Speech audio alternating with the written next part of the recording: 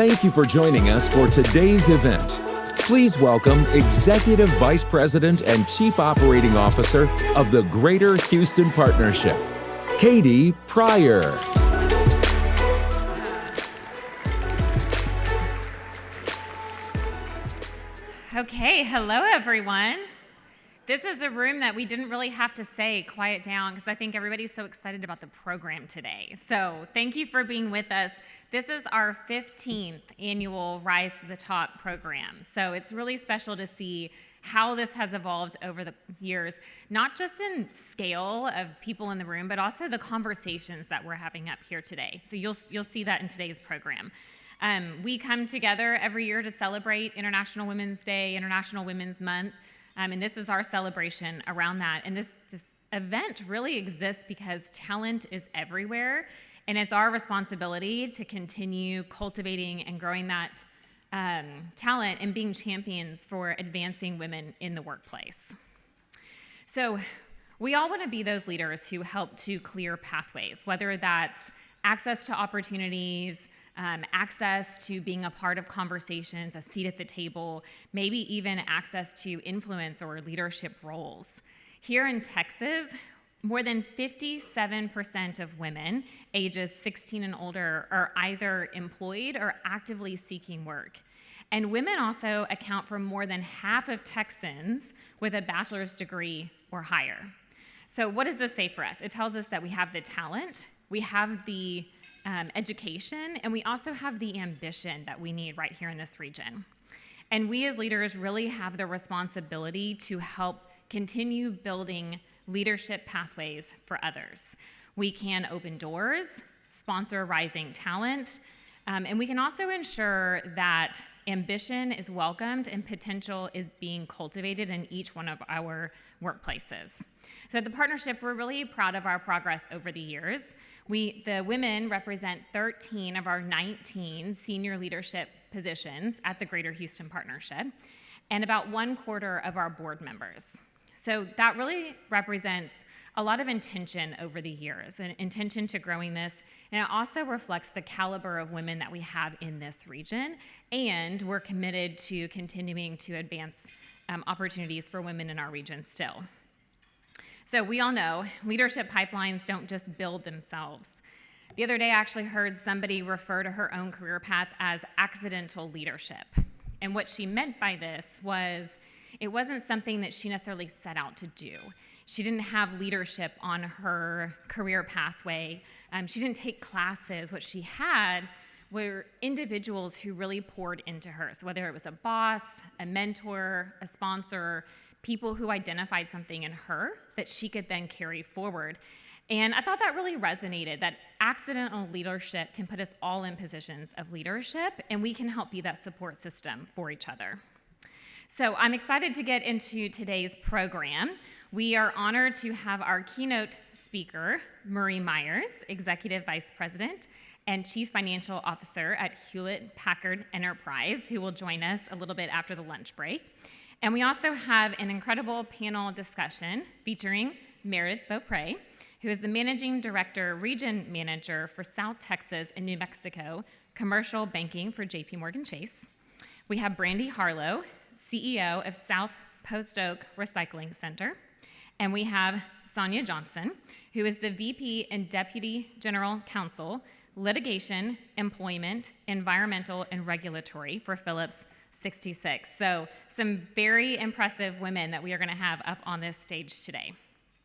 Before we begin, I would like to take a moment to recognize and thank all of our sponsors who have really made today possible. If you have been with us before, you know this is a sponsor favorite in the room. So when we recognize you, feel free to cheer loud and proud for your organization. So our Sapphire sponsor is Perry Homes. Our dessert sponsor, sitting right in front of you on your tables, is EOG Resources. Our bandana sponsor, which I see across the room, tied in a variety of ways, is Citgo. We have our photo booth sponsor, NRG. And our centerpiece sponsor, Southwest Airlines. The networking cafe sponsor, the Langley. Our tote sponsor, 𝗙𝗕𝗢𝗢𝗡 Technologies. And our Ruby sponsors, Cheniere Energy, Clear Channel Outdoor, Community Health Network, Elmore, Ross Bank, the Houston Rockets, 𝗦𝗢𝗣𝗑 Enterprises. The bar has been set by 𝗦𝗢𝗑. Plains All-American, PNC Bank, well, there we go, Prairie View A&M University, PwC, Silver Eagle Distributors Houston, the Freakin' Group, United Airlines,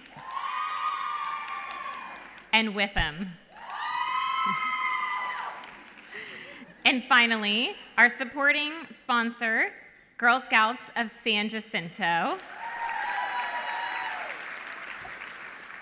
And if you have been to Rise to the Top in the past, you know that there are cookies waiting for you at the end of this, generously donated by the Girl Scouts of San Jacinto. So thank you for that delicious treat at the end.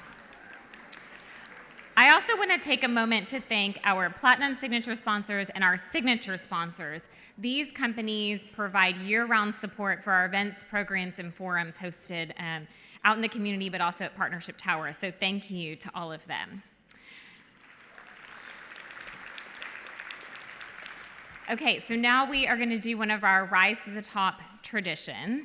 I'm going to start by recognizing a few groups that we have in the room with us today. So when I call you out, if you will stand and remain standing, we'll get to a point in the room in just a bit. So if you are a member of the Partnership's Board of Directors, will you please stand up?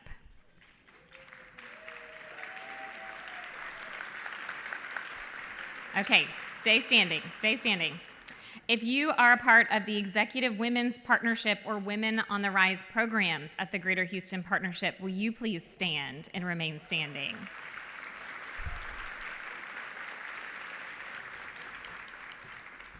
Okay, if you are a member of your employee resource group at your organization, your women's employee resource group, will you please stand?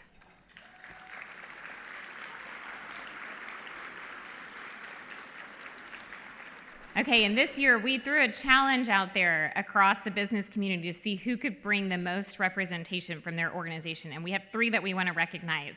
If you are from Citgo, Marriott Business District, or Motiva, will you please stand?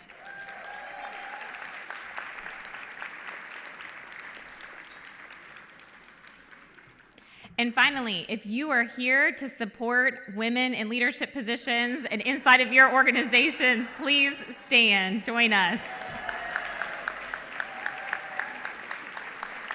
Okay, remain standing for a moment. So what we're going to do is we are actually going to do our International Women's Day sign for this year, which it's put out nationally for organizations. And this year, this is the signal. So it's give to get. So if you'll place your hands like this, if you'll actually face the back of the room, our photographer is set up back there, Priscilla, and she's going to take a group picture of everyone. So smile, and she'll just start clicking away.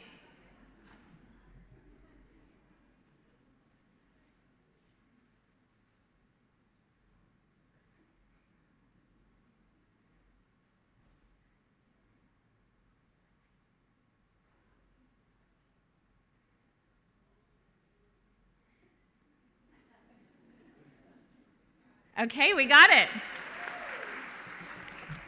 Well, thank you for doing that. That's always a fun photo that we have each year.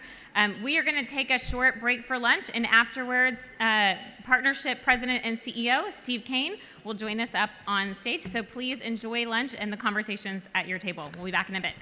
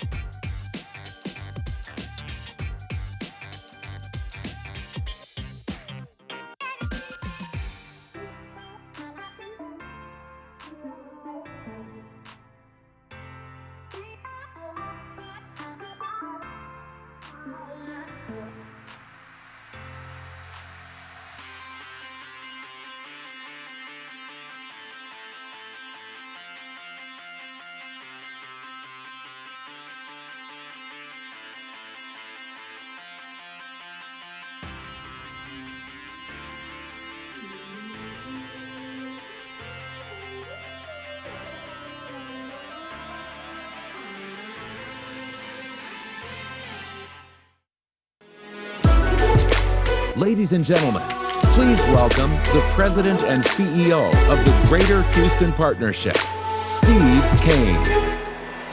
All right. Good afternoon, everybody.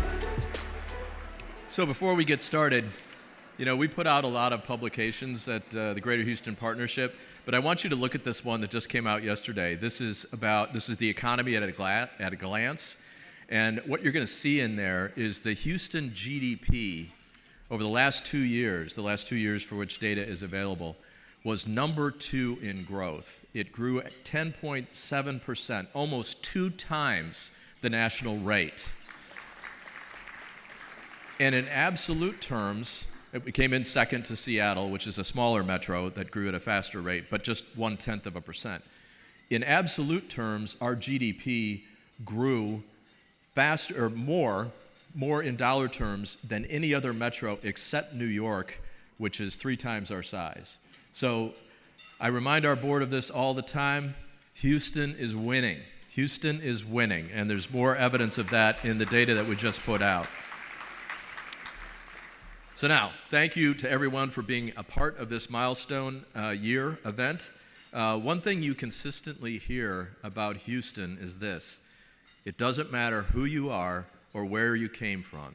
What Houstonians care about is your answer to this question: what can you do? What can you do? Houston is winning in no small part due to that attitude. Whoever you are, and no matter where you came from, we want to know what you can do. For our region to continue to thrive and grow, we must continue to make opportunity available to everyone. We must knock down the remaining barriers. If we do, we will all be better off. When I started out in the workforce 40 years ago, there were almost no women in management, particularly in energy, which is where my career was. About 20 years into my career, when I was the president of a gas pipeline subsidiary of a company in town, my boss was 𝗙𝗢𝗢𝗢𝗢𝗢𝗢𝗢𝗢𝗢𝗢𝗢. She hired me. She was the president of the division at Kinder Morgan. She made an enormous difference in my career. I learned so much from watching Deb at work, and I watched her as her career grew over the years as one of the only women to become a president of a pipeline company. Today, my successor as CEO of Kinder Morgan is Kim Dang. She is doing a tremendous job running that organization. The stock price went up as soon as they got me out of there and put her in charge, so I'm grateful. Now it is commonplace to see women executives in energy and in just about all fields, but barriers and challenges remain, as we're going to hear today. Knocking down those barriers is within our reach now, and it fits with the character of this place. What can you do? That's what matters to us. At the Greater Houston Partnership, we believe inclusive opportunity is fundamental to long-term economic strength. That is illustrated through our Inclusive Leadership and Opportunity Initiative, which is focused on creating workplaces that work for all talent. When advancement pathways are clear and equitable, opportunity expands, and when opportunity expands, our entire region benefits. We celebrate the progress we've made and also recognize that without intentional effort, progress slows. Today, we celebrate 15 years of momentum as we recommit to accelerating opportunities so that leadership reflects the full breadth of our workforce and so that Houston continues to thrive. When women rise, our companies grow stronger, and when our companies grow stronger, Houston wins. We have a fantastic panel conversation lined up in just a few moments, featuring leaders from across Houston's business community who are building teams, mentoring talent, and shaping the future of their organizations. But first, it's my pleasure to introduce our keynote speaker. Marie Myers serves as Executive Vice President and Chief Financial Officer of Hewlett Packard Enterprise. She previously served as CFO for HP Inc., leading global financial operations for one of the most recognized technology companies in the world. But what I appreciate most is her story, how it began and how she got here. She's originally from Australia. After working as a graduate economist for about 5 years, she decided she was ready for something different. She saved her money, sold her car, and set out to explore the world. That journey eventually brought her to Houston, a city she describes as vibrant and full of opportunity. She earned her MBA here at the University of St. Thomas. She built her career here and raised her family here. She's also the mother of 3 teenagers, which may be her toughest leadership challenge. In addition to her work at HPE, she serves on the board of Qualcomm and on the board of the University of St. Thomas here in Houston. She's a strong advocate for STEM education and for preparing the next generation of leaders. Her leadership has been recognized many times over, including honors such as the top 40 under 40 in finance, one of the 20 most powerful businesswomen in Texas, Texas Executive, Women on the Move, and many more. So please welcome Marie Myers.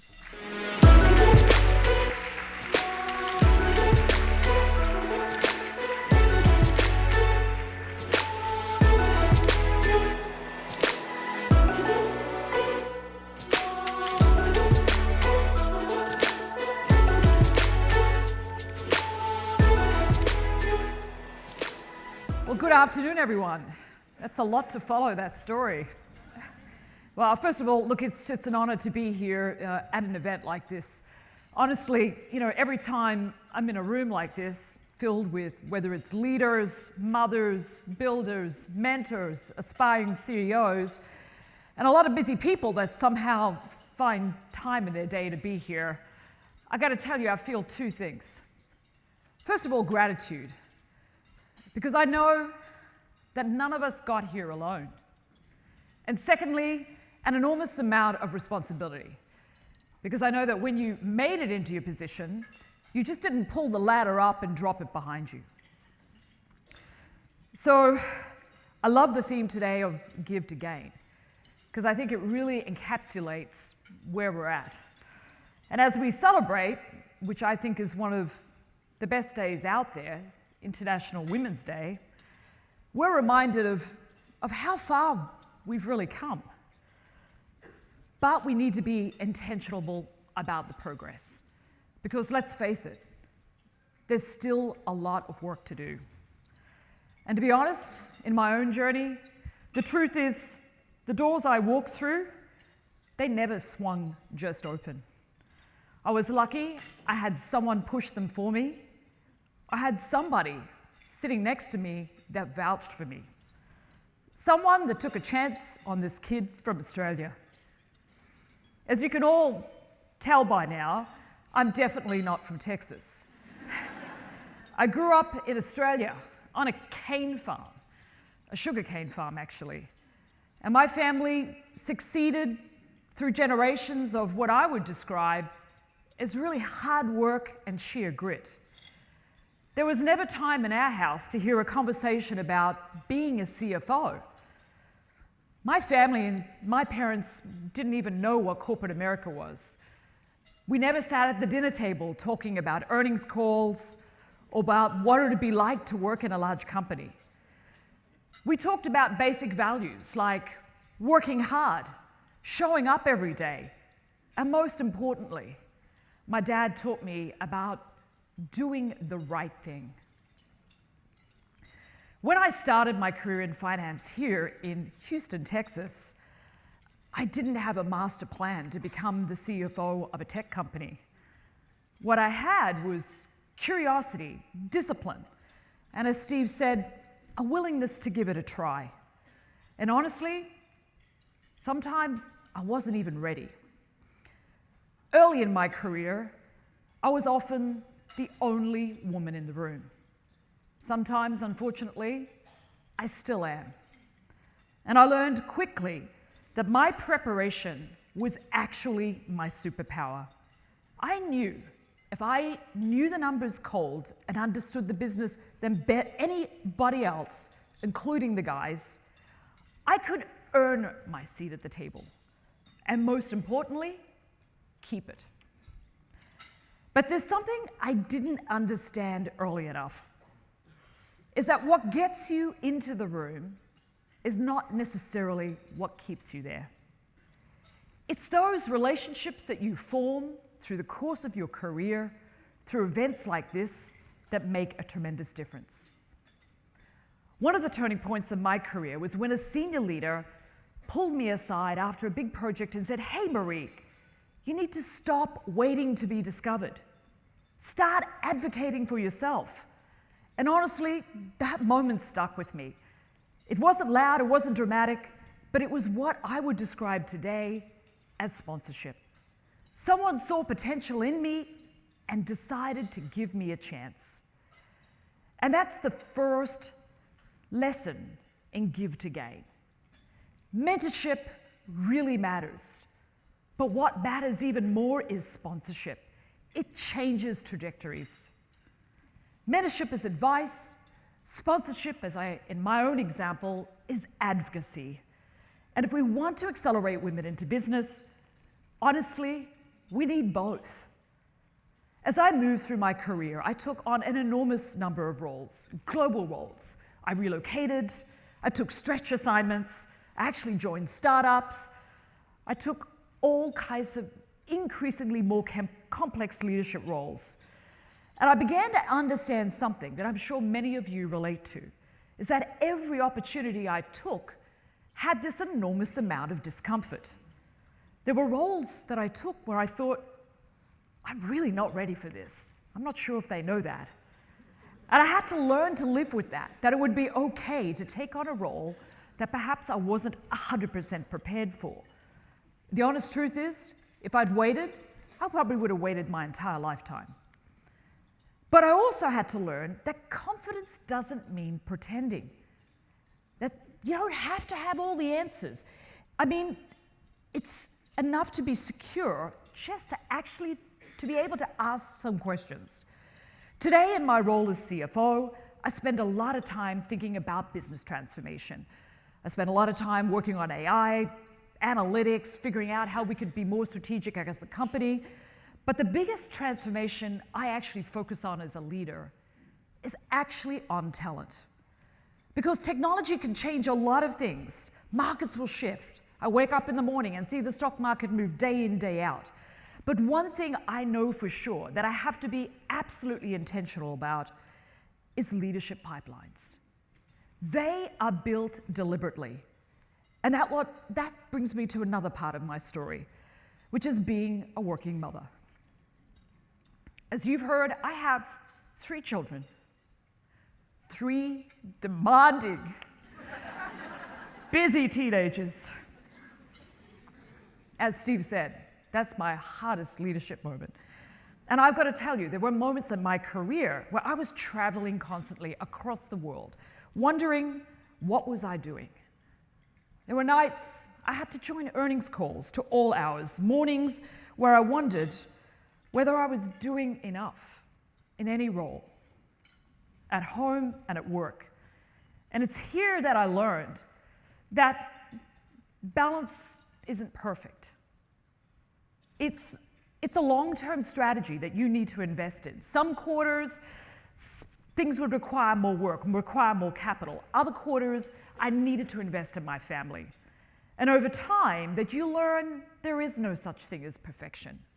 It's about alignment. And honestly, there were moments of guilt. And there still are. But what reframed it for me was realizing my children were watching me. They saw that I was a mother too, and I felt I built an example for my kids. And I began to think differently.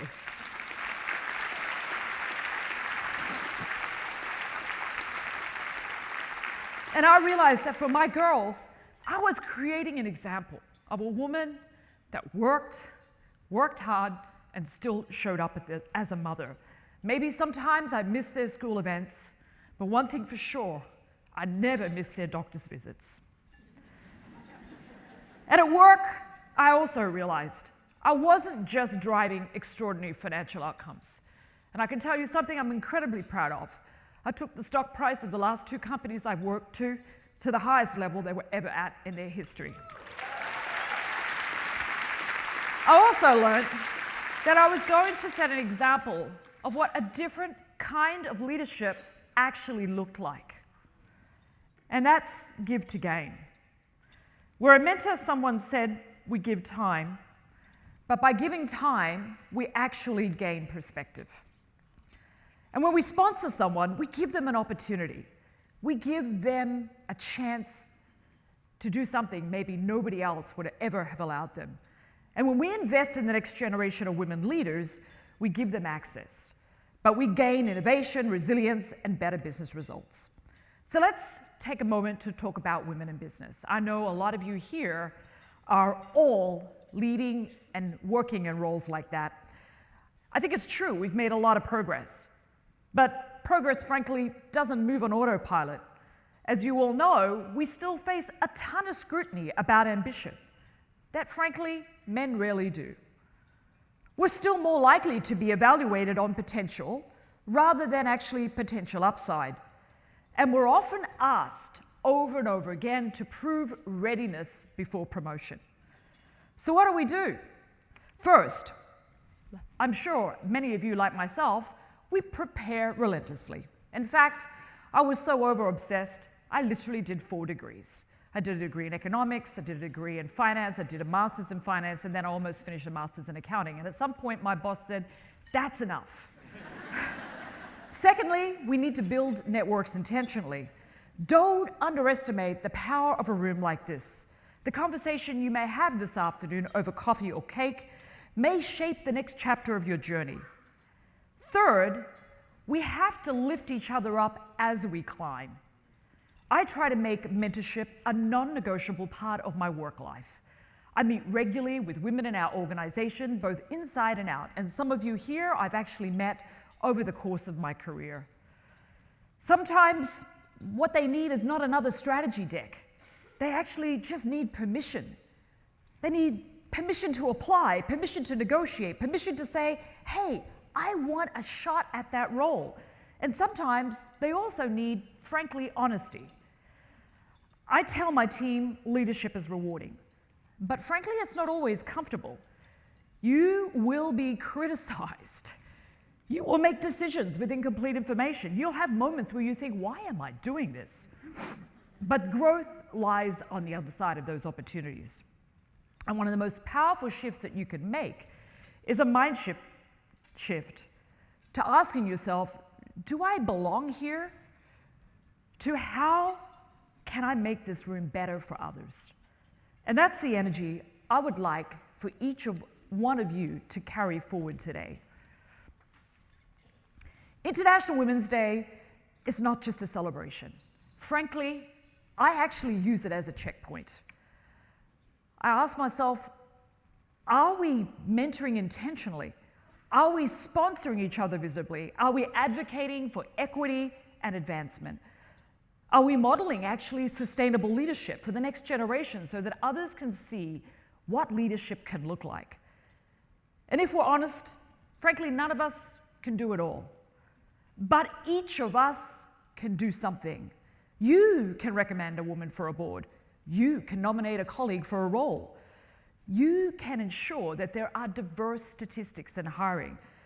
And you can actually take a moment to have a conversation with somebody that may change their confidence level.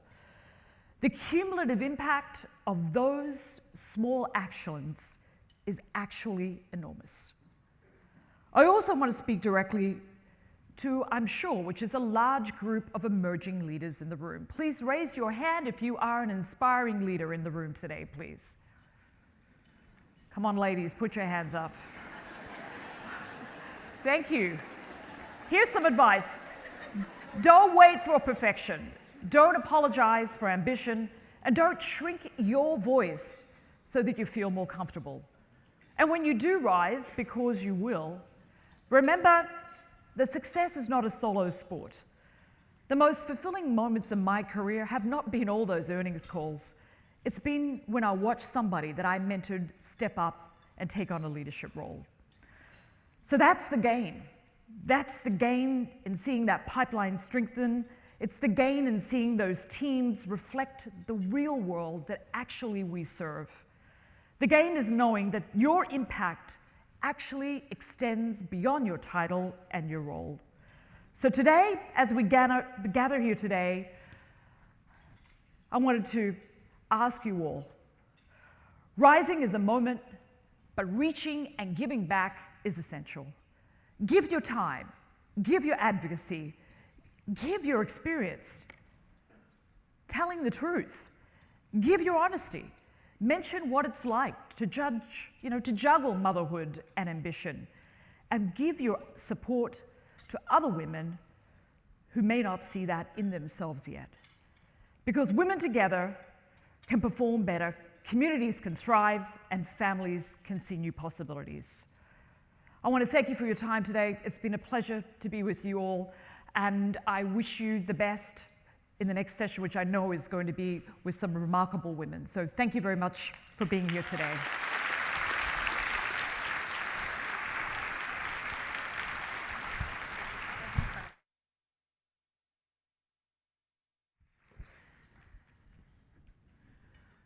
Well, that was incredible. Thank you, Marie. Thank you so much for providing those remarks today. And I think it very nicely goes into the session that we're going to have up here on stage. So I'm going to introduce our panelists, and then we're going to come up here. So we have 3 remarkable leaders who are going to join on the panel, and I think also just really represent what it means to give to gain. So first, we have Meredith Beaupre. So I mentioned earlier, Meredith leads commercial banking across South Texas and New Mexico for JPMorganChase, helping companies grow and navigate some of their biggest decisions. She's also deeply involved in the community, serving on organizations like Target Hunger and supporting the next generation of business leaders at University of Houston. Outside of work, Meredith and her husband are raising 2 daughters right here in Houston, which she says is her most important leadership of all. Next, we have Brandi Harleaux, who is the CEO of South Post Oak Recycling Center. Brandi has grown a Houston family business into a global leader in sustainable materials while providing a company culture rooted in resilience and purpose. She is also passionate about mentoring young leaders and supporting causes from autism awareness to anti-human trafficking efforts, showing what it looks like to use business for a force for good. And finally, we have Sonya Johnson, who is the Vice President and Deputy General Counsel at Phillips 66. Sonya leads global litigation and regulatory strategy for one of not just Houston's, but globally one of the largest companies, advising senior leadership on complex decisions every day. She has also given her time to organizations like United Way, Mecca, and the Houston Bar Foundation, helping strengthen our community while mentoring future leaders in the legal profession. So I can't wait to get this conversation started. Will you guys come join me on stage?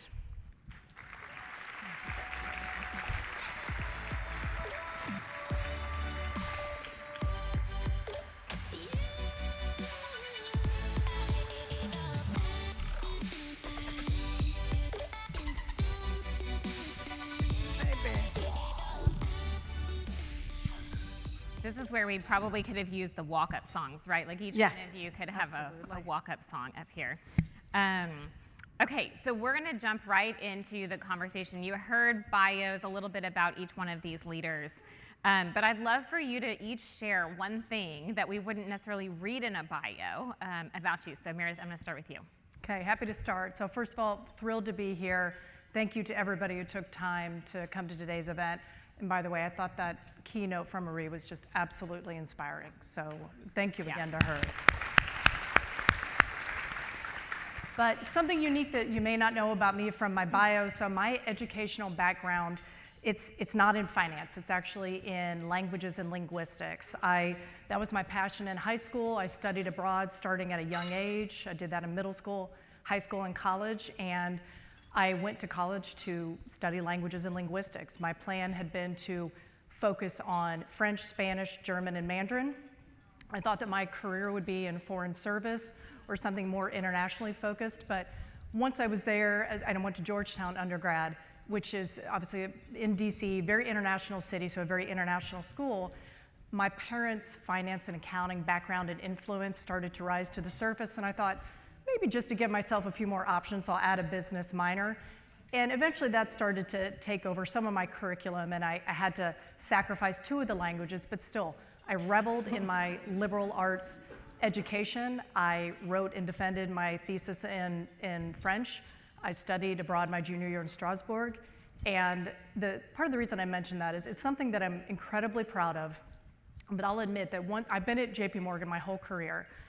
Once I started at the bank, that was not something that I offered up because I started to feel just a little bit insecure about the fact that everybody else was a finance major, and I thought maybe it reduced my credibility a little bit to not have a finance degree, even though I was going to business school at the time and getting my executive MBA. Wasn't something that I hid, I just didn't offer it up. But years later, it's one of my favorite things to talk about. It's a big part of my identity. I believe that's how I cultivated my analytical toolkit, and I also believe it's how I learned to communicate effectively with people and build relationships. So anyway, it's something that I will encourage my daughters to do, is to learn languages and have that be a big part of their cultural experience. Yeah, that's really neat. Brandi, what about you? I love it. First of all, thank you, Katie, for the opportunity. You guys, I don't know about you, but when I go to events like this, it's like juice. It's like juice and it's fuel. And I'm hoping that y'all leave from here kind of pumped and ready to kind of take it to another level. But I think something you wouldn't see in my bio is, I'll share a quick story because I think it says a lot about who I am today. At the age of 7 or 8, I used to like to play school, and I used to like to be the teacher. And so I would have my cousins come over, and I would be the teacher. And I never forget one day, my cousin, he was a guy, and he told his mom, I don't want to go back over there. Brandi's always the teacher. I never get to be the teacher. And so my mom and his mom proceeded to say, Brandi, you know, next time, can Carrie be the teacher? And I was like, okay, I'll let Carrie be the teacher. So Carrie comes back, and the next time, and he comes downstairs, and he said, Mom, Carrie let me be Brandi let me be the teacher. And they said, good job, thank you, Brandi, for sharing responsibility. And they left, and my mom looks at me, and she's like, I'm so proud of you. I said, Mom, I was the principal. And I think, you know, what I would say for everybody is it's not gonna be in my bio, but I'd encourage you all to say, who were you at 7 and who were you at 8? And I'm sure you still have a lot of remnants of that today. Yeah, that is a good story. Sonya, how about you? So I'll follow Brandi with that story. I'm not sure I have quite as good a one, but I will follow her with a story from childhood because I do think there's a lot to take from that, who you are when you are that person and who you'll be as you grow older. So you won't find it in my bio, mostly because lawyer already appears in my bio, and that kind of clears a room on its own. But what I keep in my back pocket is the fact that I'm actually also a second-degree black belt. And that started at the age of 11. And so I take with me through life that very first, if any of you have a familiarity with karate, that very first rank test. And so there are several things that you have to kind of prove yourself to move from white belt to yellow belt. Some of them are in your control and others are not. So we do forms, and you have control over that, how you show up, how you present, what you know, you get an opportunity to demonstrate that. But when you're faced with you and that board, the only control you have is whether or not you'll just keep trying to get through it. So there's nothing more difficult than an 80-pound, 11-year-old trying to put her foot through the other side of a wooden board. But that metaphor for life has carried me through a lot of difficult situations. Yeah, oh, what good story. Okay, now I'm going to bring us back to each one of your organizations. You each lead a unique organization in itself. So, Sonya, I'm going to start with you first. Maybe just tell us a little bit about what are the unique aspects and the realities of leading an organization like yours. So I'm not sure I can do that in a little, but I'll try to do it in a timely way. So I work at Phillips 66, and we are at the crux of the energy industry, right? Our mission is to provide energy and improve lives. But trying to do that in a space where there's a great deal of scrutiny over this essential product is an ever-facing challenge. Add on to that, the work that I do, so I manage our litigation, labor and employment, environmental and regulatory pieces of the organization. That means all of the risk that's associated with the organization comes to me. So you take an industry that's complex, scrutinized, a company that's in the middle of that, and then the function that helps it deal with those most difficult times. And that's the work that we do. So it's a real lesson in trying to understand how to manage with imperfect information, uncertainty, and live through your values, the purpose of our organization, and deliver value that actually does touch everybody's lives on a daily basis, and how to do that in a way that brings about that mission, even in the face of adversity. Yeah, I love the dealing and making decisions with imperfect information, which I know we're going to come back to later, but I think that's a really important part. Brandi, what about your organization? So I am in the metal recycling and sustainability space, and I think something about being at South Post Oak Recycling Center and in the metal recycling space is a lot of people don't really understand what it is. But I tell people we are focused on a triple bottom line. Our focus is on people, on planet, and on profit. And what that looks like is I want each of you to think about the aluminum cans that you drink sodas out of, the stainless steel sinks that you wash your hands in. If you are with an oil and gas company, those extra parts and surplus that need a home after they've reached the end of their useful life. If you're with a utility company, if you think about the pole lines that need to be replaced. If you're with a manufacturing company, you think about the surplus parts. All of that needs a home. And that home would be South Post Oak Recycling Center. And so when I say people, planet, and profit, our focus is on helping people generate money based on their recycled metal. The planet piece is we divert that material from landfills, and we help with carbon emissions reductions because now you're not extracting new metal. We can reuse that metal. And the people piece for me is twofold. It's about our team and our employees, and we have a couple in the back that I'm glad are here. And it's also about our customers. And so from a people side, I think one thing that I'm really proud of is that our people understand their why, and they understand that what they do is bigger than a title. An example would be our drivers and our fleet teams that go and deploy containers and trucks. They laugh at me all the time, but we just had an all-hands meeting, and they said, we are brand ambassadors. I said, yes, you are brand ambassadors. And they know that they're the face of the utility company that we work with or the oil and gas company that we work with. And our people know that it's important that they know that, and our customers also know that it's important that we are their trusted metal recycling partner. And so those are things that I think are important to us and help me realize that people, planet, and profit is the crux of our business. Yeah, thanks for that. Meredith, what about you? So like many in the room, I lead and work in a large, complex global institution. And that to me that's a privilege, but it's also a great responsibility. We say internally that with these types of resources, with this type of resource, we have a great responsibility to give back and to make an impact in our communities, with our clients, in the world at large. But as I think about my own role and my own strategy or philosophy for leading in an organization like this, my job is to take a very large, very complex organization and make it feel small and local. Because I sit here in Houston, and I have clients across Texas, and I have teams across Texas and New Mexico, but when I'm in a given community, that's all I'm focused on. And if I have a company or an individual or a business owner that ever says to me, well, we're too small for JP Morgan, then number one, I failed if we've already been banking them and they feel that way. But number two, what an opportunity for us to earn the right to tell them, no, we bank everybody. And the other aspect to my job that I'd be remiss if I didn't mention, and I know this is true for everybody, and certainly in a room full of women, but my day job is that I lead our commercial banking business across Texas and New Mexico, but I wear many hats. I have multiple roles outside of my day job, but I try very hard not to treat those as side hustles or side gigs, because many people don't know me as Meredith, the commercial banker. They know me as Meredith through one of my other roles that they have, and I want to make sure that my attention and my focus on those roles is as intentional and I'm as present as I can possibly be. So finding that balance and being able to give everything I can to each of these without sacrificing one role or another is a challenge, and I work on that every single day, but it's important. Yeah. Meredith, maybe we can pull at that a little bit.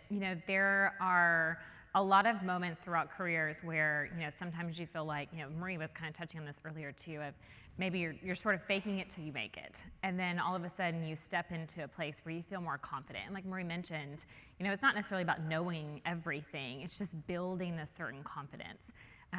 Is there a moment like that in your career where you felt more confident and so you could step into your leadership roles more?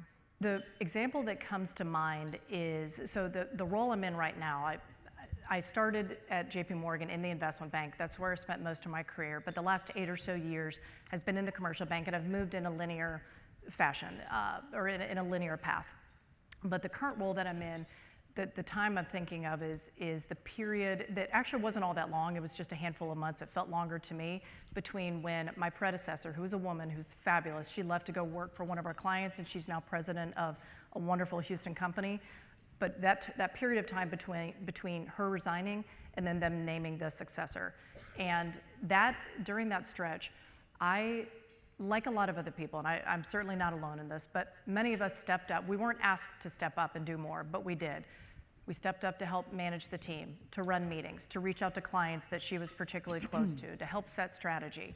And in a way, perhaps I was auditioning for the next role, but I don't think I was incredibly conscious of that. It was just the right thing to do. But it also gave me, years later when I reflected on that, as it has been almost 4 years that I've been in this role, I'm proud to think of the fact that some of these leadership instincts kicked in, even though that wasn't necessarily what I was attempting to do. I was thrilled to get the opportunity, but it was the right thing to do, and I care about this team and I care about this business, so making sure that it was in a good place was top of mind. Yeah, and being proactive. You had Absolutely. the confidence to say, I'm just going to be proactive and step into this space. Well said. That's great. Sonya, I want to come back to what you mentioned about making decisions with imperfect information. I imagine that's difficult, necessary part of the role that you play. Maybe you can talk just a little bit about, trusting your judgment and speaking with authority in these rooms when you have imperfect information, but you do have to make a call and move forward and bring the organization along. Yeah, I'd be glad to talk about that. And I want to pause and make sure that I'm speaking to it in a way that kind of connects with everybody. So I'll talk a little about the context of what I do, but I'll share a little bit that I think hopefully will help everybody kind of connect with ways that you can find a way to speak in rooms with confidence and to accept that having imperfect information is the reality as you move up in organizations. So I often will say, confidence is what comes on the other side of doing really difficult things well. And wherever you're sitting today, you have an opportunity to do something really well. Take on those tough challenges and come on the other side of those. And that's where that confidence comes from. So when you step in a room, whatever the topic is, whatever the role is you're being asked to step into, you take that confidence that you have with you from those difficult things you've done well already, and that's what fuels your ability to deal with that imperfect situation. Because none of us are gonna always have the answers. When I stepped into this role, I think it's been 4 years ago now, it feels like it's been 20. I was asked to not only, I was actually initially asked to lead a group that was different from what I often like to say, the way I grew up as a lawyer. So people say they're a lawyer, they think of something very general. Actually, most lawyers are trained in one particular area after you leave law school. Either you're a litigator, or you're an environmental lawyer, or you may be a corporate lawyer.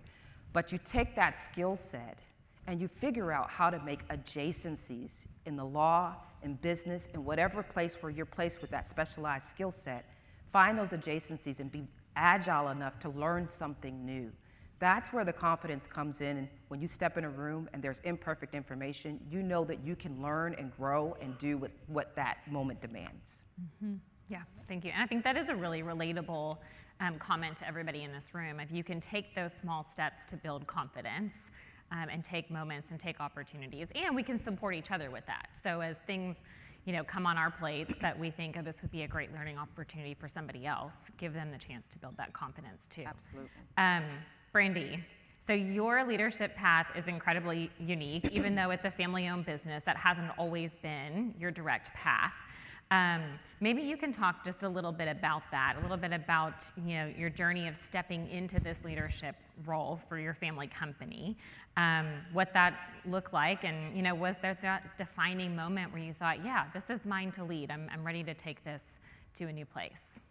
Yeah, so I'll back up a little bit because so the first half of my career, I was in organizational development and talent management.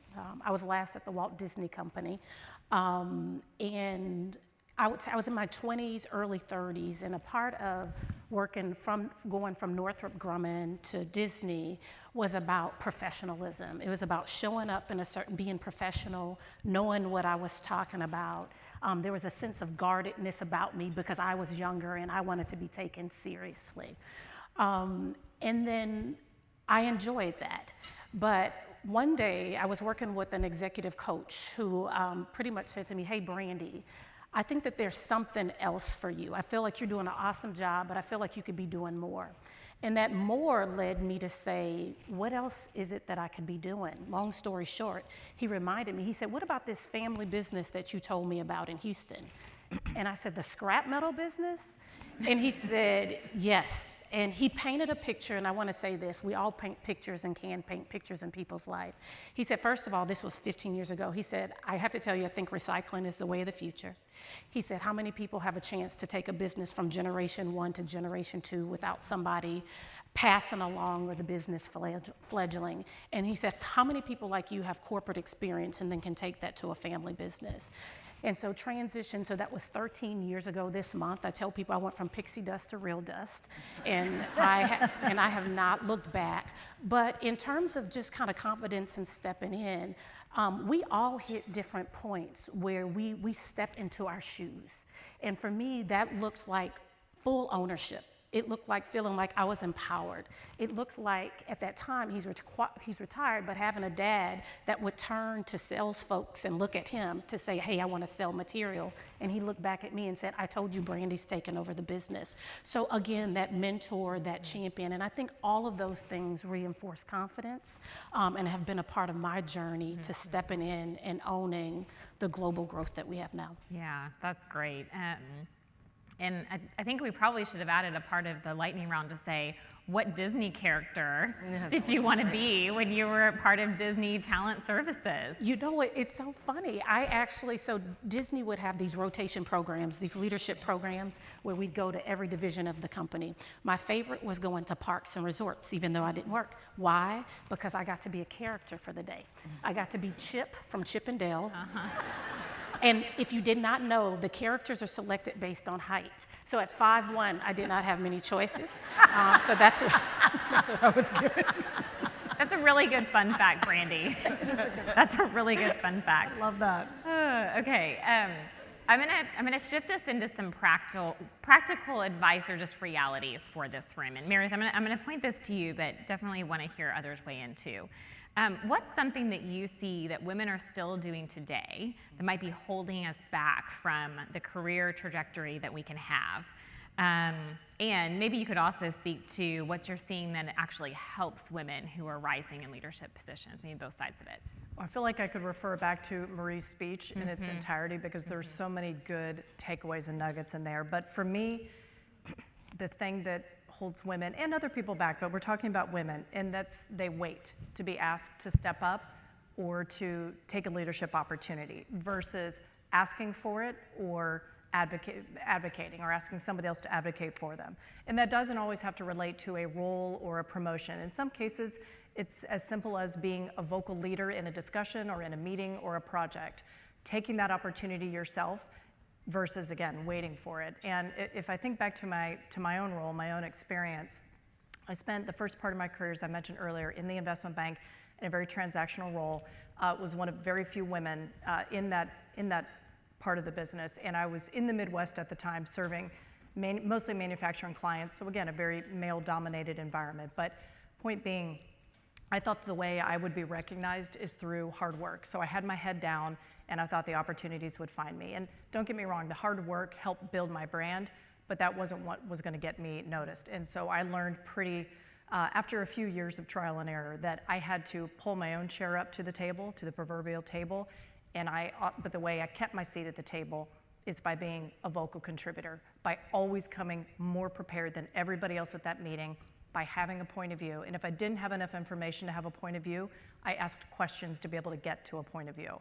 And so I feel so strongly about that, about not waiting, again, until you're you fit all of the criteria for a particular role, or until you feel like you have all the experience you need to be driving a discussion. You're ready for that now. It's just seizing the opportunity. Yeah. Sonya, anything you would add to that? Yeah, I think we're all echoing Marie's comments about preparation is great, but over preparation is stalling. Yeah. And it's really being prepared to step up when the opportunity arises. So if you've taken on challenges and you've sat in these rooms, and the one thing I will add to that is maybe a little bit of what's holding back is a lack of enough imagination. Mm-hmm. Being able to see yourself in places where you aren't already. Being able to visualize where you want to go and how you want to get there. That's the start of it. And then being able to look back and think through, what do my experiences really translate into where I want to go, and see what you do in a different way, be able to talk about it in a different way and let it guide you to the next steps. Yeah, and I think just adding to that, what we've heard time and time again is that's where these mentors and these sponsors can really come into play, is people who can see something in you before you can even see it, and then helping you figure out how you're going to get to is just such a powerful thing in any person's life as they're growing their career. So Brandi, let's talk a little bit about ambition. So ambition, sort of fresh out of college, probably looks different than ambition today. Things that we're striving for and building a career, and then you get in these leadership positions, and ambition just looks a little bit different. So maybe describe what that's looked like for you throughout your career and how you think about ambition today. Absolutely, and I'll preface it, my quick thought about the last thing. I think a setback can be for us is when we're grinding to the point where we're not cultivating relationships. And I think that's important in terms of ambition. I think sometimes we can be so focused on getting the job done that we're not building the relationships across communities, across networks that will give us access into new doors. And so that's something that I learned along the way. But I would say for me, I started off out of grad school, I was very set. Some people have a very methodical path. Some people are more fluid. Mine was very methodical. Really, it's like, I'm gonna go to grad school, I'm gonna get a degree in IO psychology, I'm gonna go work in industrial organizational psychology, do that. I go work for Target. I had my eye on Disney. I drove off of the 405. I took a picture of the building when we were still taking pictures that were not on a phone. And I took a picture. I said, I'm gonna work there one day. I ended up working there. And it can sound kind of Pollyanna, but what I learned is that was a different type of ambition. That was very intentional. I do this, and then I do this, and then I do that. Shift or pivot, moving into this opportunity to lead this business, to lead in a space that was kind of under the radar, took me into a whole different path. For me, it became more about purpose. It became more about effectively leading other people. It became more about making sure that the customers were taken care of. So it was a very different posture for me. Whereas before it was about the climb. Right now I want to see other people win. I see the importance of coaching. I see the importance of making our customers look good because we can give them stories through sustainable storytelling. So I think that I would land this plane and say there are different seasons of life. And I think it's very important that we always recognize what season are we in. Neither of those are better than the other. It's what season are you in and what matters to you in that season, but also looking enough ahead to say what will help prepare me for the next season, i.e. relationships. Yeah. Meredith, what would you add? So many things about my approach to success and my career have evolved over time, and a lot of it had to do initially with what I knew at the time, which was my role in the investment bank. It was a transactional role, and I thought the pinnacle of success was just getting bigger deals, more deals, achieving managing director in the investment bank, because that's what I knew. But as I look back on it now, so much has evolved, and that's not just because I shifted to another part of the organization, but it's also because with that type of experience comes perspective, and that was an narrow view. For me, as I think about what I'm focused on, I'm looking more at how much impact am I making, and you don't necessarily have to have a certain title or a certain role to have impact or influence within an organization. So I think a lot more about how I can do that for myself, but more importantly, how I pay it forward for others. And I'm defining success based on the type of people that I'm working with, the impact that I'm having with my clients and within my communities, and frankly, in a long-term way, how I'm able to grow the talent that we have and to do better and bigger things than I am. Yeah. Love that. Okay, so Sonya, I'm going to come to you on a topic that Steve touched on in some of his remarks, which is succession planning. It's important for any company or organization. Some people feel like they've cracked the code. Others feel like they're still trying to figure it out. So what would you say about succession planning, how you've seen that done well, and what you would offer up to this room? Yeah, I would say that I like combining that question with another kind of concept that comes with succession planning, and that is sort of how you approach and lead and teach within an organization. So I don't know that I can say I have the magic answer or I've cracked the code, because every organization, every set of circumstances kind of requires a different type of thinking around what your succession plan should be.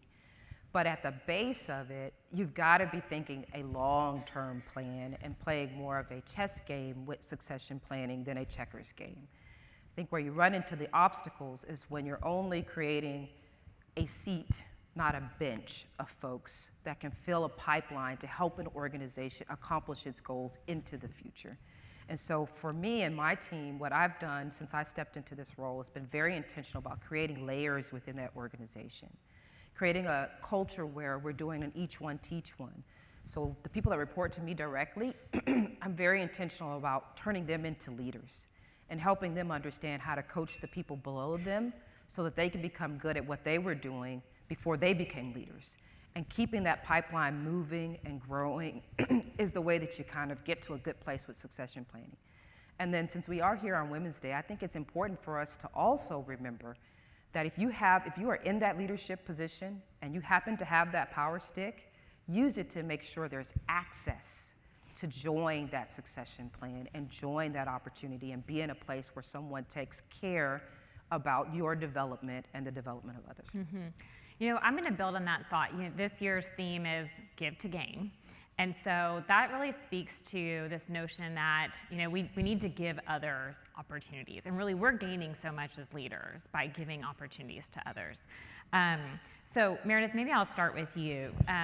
In your leadership role, moments where you've taken a step back to let somebody else lean in. And sometimes those comes with, you know, there are things that we really love doing. There are aspects of our jobs that we really enjoy, and you know it's time to let somebody else step into it. And it's sometimes hard to let go of those things, but maybe you can speak to some of those experiences. So, you know, I've reflected a lot on this. This topic has been a journey for me. It would have been interesting to ask me this question 5 to 10 years ago. It probably would have been a different answer, but we all know the right thing is, as we think about just what's on our plate, our balance, how can we do things effectively? We've been talking about this. How do we make impact? In some cases, letting go of something is the best thing you can do for that particular opportunity or project or for the next person who takes over versus letting things pile up. And that's maybe where that's what has evolved for me. If I'm being honest, I think some of my reluctance over the years to let go of opportunities, I referenced some of these ancillary responsibilities or side gigs, but in many cases I probably hesitated to let go of those because I thought that it perhaps presented weakness, that I couldn't manage it all, I couldn't handle it, so I wasn't necessarily raising my hand to say, I think it's time for the next person to step up to do it.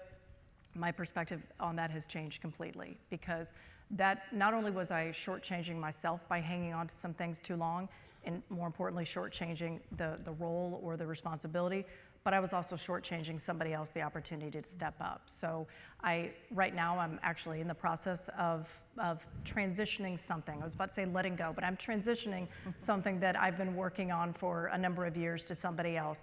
And it doesn't necessarily change my day job, but it's a small piece of my overall responsibility, but it's something I'm really passionate about. I've loved doing it. But the next person who is taking this on, she is going to do such a fabulous job with it. She's going to bring fresh perspective, fresh energy, and I couldn't be prouder of that. So she is more than ready for it, and it was time for me to pass the torch. Yeah, and it's powerful for the individual. It's also really powerful for the company and the organization. Absolutely. Lots going to be gained from that. Brandi, Sonya, anything you guys would add to that? You know, I think of it from an organizational standpoint and as an entrepreneur. If I'm not building a bench behind me, it limits the growth potential that we have as a company. And so there's a realization, a lot of entrepreneurs will hold on to things for lack of trust, or, hey, nobody can do it as good as I can. And I've learned the power of saying, I actually want really smart people around me, and there's power in letting people take it. The flip side I can see is creating space. Meredith talked about it. I just rolled off of a City of Houston board after serving as chair for 4 years, and folks are like, well, why are you leaving the board? I'm like, to create space for other people to step into that seat.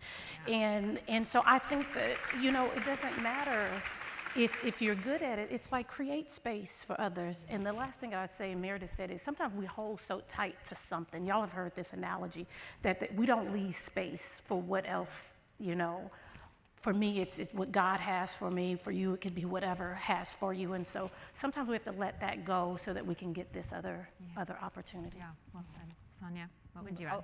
I'll just add lightly to that it's not just it's not just making space for others, but also thinking about what space are you creating for yourself, right? So the best career plan for you is to make sure that you're always developing someone to step in the space, so wherever you step out of, there isn't a sense of absence or loss.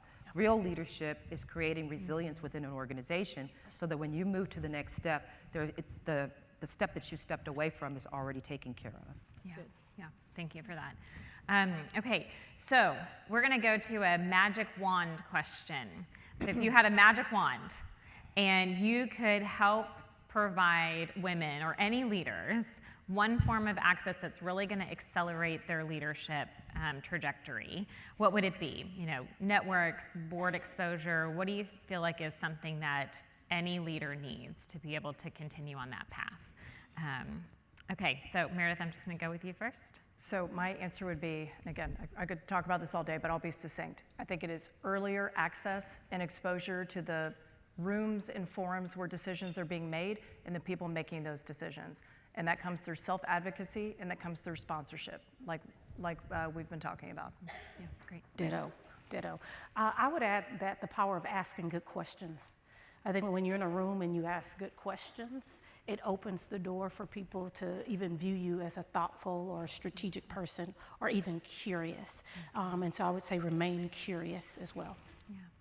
Okay, so I'm going third, which means that my answers were taken, and I had it's the pressure position. I know, the pressure, but I'm gonna borrow from one of them anyway. So another thing that does not appear on my bio or resume is that I'm an avid musical theater fan. So if anybody else is a fan of Hamilton, yes. You'll remember the song, The Room Where It Happens. Yeah. I think getting women, early career people, anybody, access to even just sit in the room and understand how does the decisions really get made, what really matters. Having that access early in your career would be the one thing I would grant people with a magic wand. And then I'll add to that, and this is a tough one. It's tough for the leader that has to do it, and it can be tough for the person that needs to receive it. But unvarnished feedback, Right on. early and often, is what allows people to grow.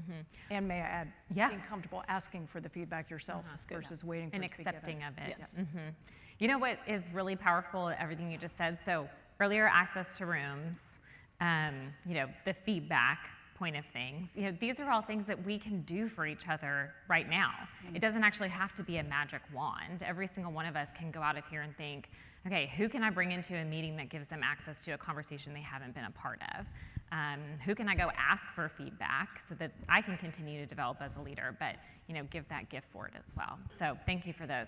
Okay, we have just a couple of minutes left, so we are going to do a lightning round question because these are fun ones. All right, so first, if you hadn't taken this career path, what would you be? Sonya, I'm going to start with you. Oh, me first.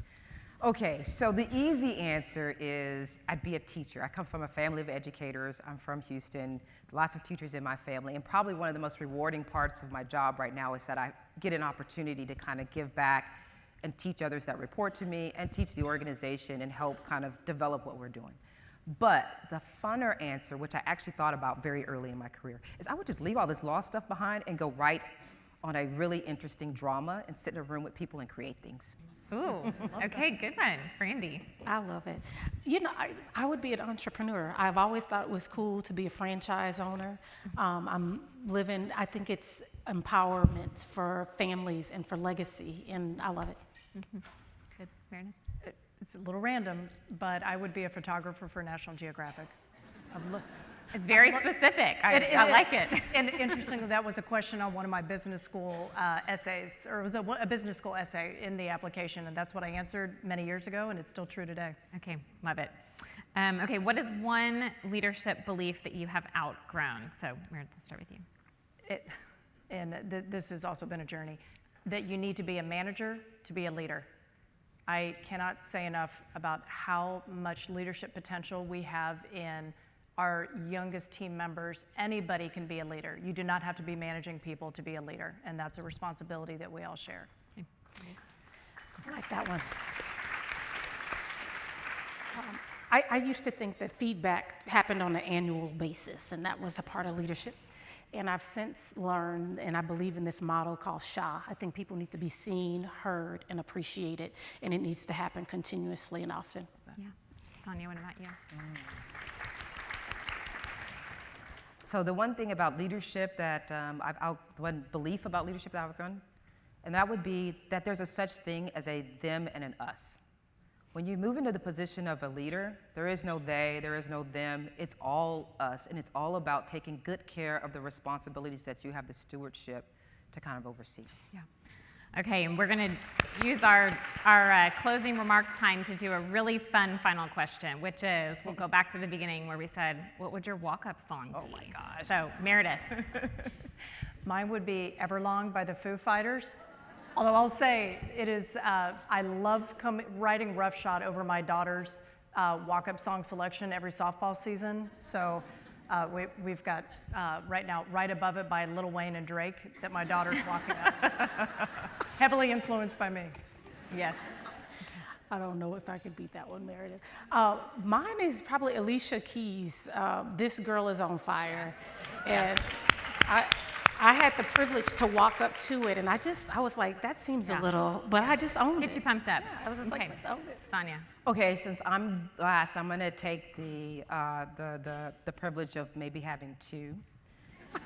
So, if my team was here, they would like, oh, she's always doing that. She has this preamble, and then she tells everybody, well, that doesn't count towards the time. So, yeah, here we go. All right, so it comes with a story, too. I have a 17-year-old daughter, and she did gymnastics from the age of 1 until 14 when she walked away from it. And she walked away when she was a freshman in high school. We went to her last meet, and she finished her floor routine to her hand-selected song of I'm Bad. And so when she walked out there and did those, this is not the correct name for them, but I always call it her round-off back butterfingers. It was evident that what she was doing was a really difficult thing, and she was doing it well. So when she walked out of that athletic career at the top of her game, she was bad, and the song played it, but she demonstrated it there on the floor. So if I could be her, I would walk up to that song. Yeah, that's good. But instead, one I would use is probably not expected, but any Radiohead fans out there? Oh, yes. I'd walk up to Creep. Yeah. And here's why. It's not because I don't believe I belong there, but because everybody in this room, man or woman, has felt that at some point in their lives.